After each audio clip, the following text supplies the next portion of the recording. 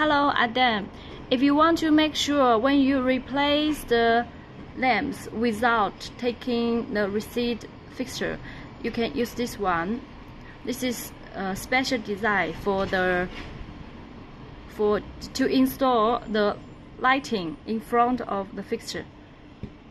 The inner design here is smaller than the normal one. The first step, you can install,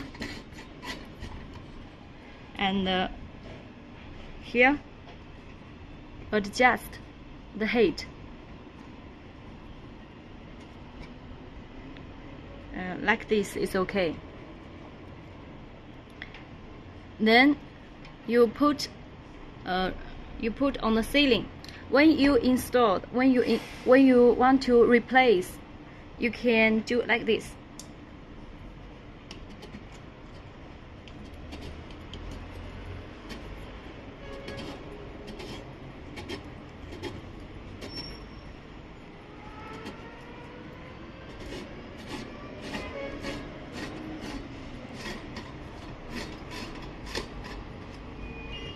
And then install a new one like this.